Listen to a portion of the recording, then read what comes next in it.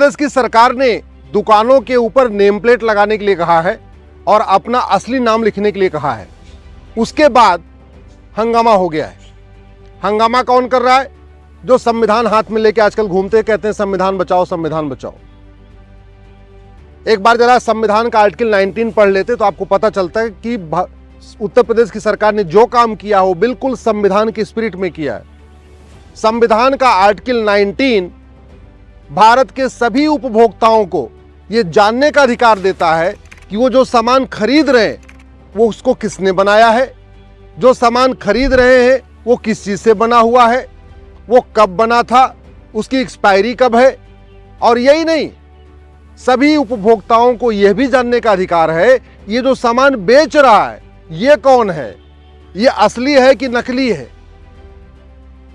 और वैसे भी चार्टेड अकाउंटेंट को अपना असली नाम लिखना जरूरी है, वकील को अपने चैम्बर के सामने अपना असली नाम लिखना जरूरी है, डॉक्टर को अपने क्लिनिक के सामने अपना असली नाम लिखना जरूरी है, कोचिंग सेंटर चलाने वालों को अपने कोचिंग सेंटर के सामने फिजिक्स कौन पढ़ाता है, केमिस्ट्री कौन पढ़ाता, मैथ कौन पढ़ाता, उसका असली नाम लिखना जरूरी है।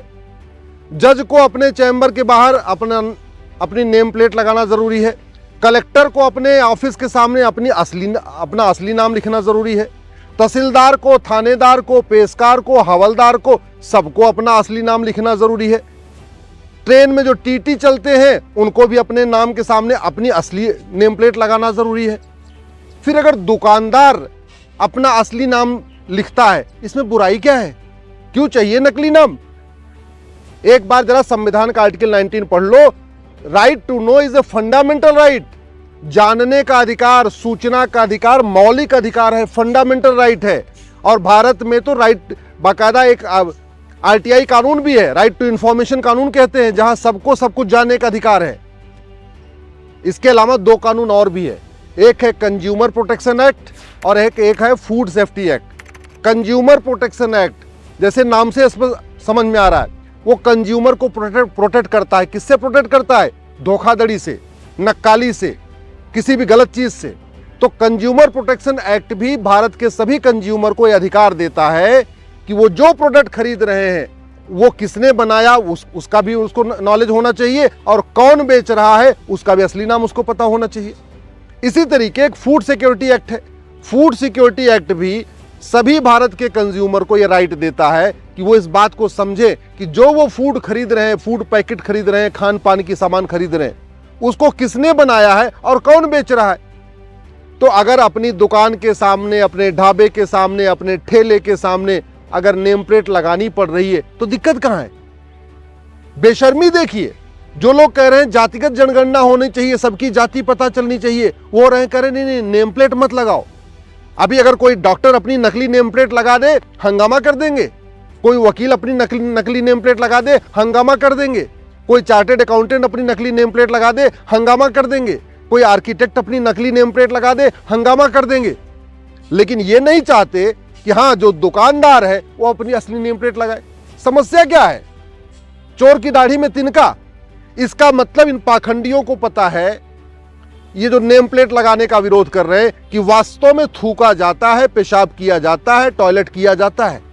इसका मतलब माला फूल पे भी थूका जाता है, फल सब्जी पे भी थूका जाता है, खान पान की सामानों पे भी थूका जाता है। और कई सारे वीडियो तो पेशाब करने के आए हैं।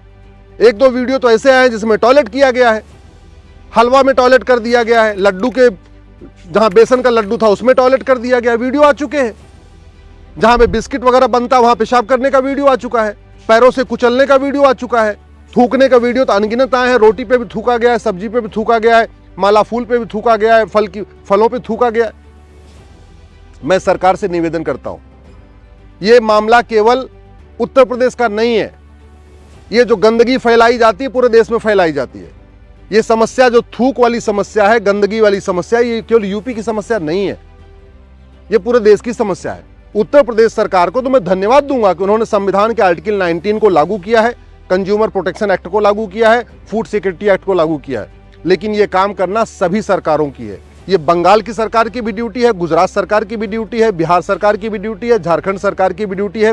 देश की सभी सरकारों को तत्काल food security act consumer protection act और संविधान के आर्टिकल 19 के अनुरूप तुरंत एक नोटिफिकेशन इशू करना चाहिए और सभी दुकानदारों के लिए अनिवार्य करना चाहिए कि वो अपने दुकान के सामने अपनी दुकान का नाम लिखें, असली मालिक का नाम लिखें, रजिस्ट्रेशन नंबर लिखें, अपना मोबाइल नंबर लिखें और नीचे बाकायदा उस जिले के जिलाधिकारी का भी नाम नंबर होना चाहिए कि अगर किसी को कोई शिकायत है, किसी को कोई परेशानी है, किसी को कोई दिक्कत है तो वो शिकायत कर सके।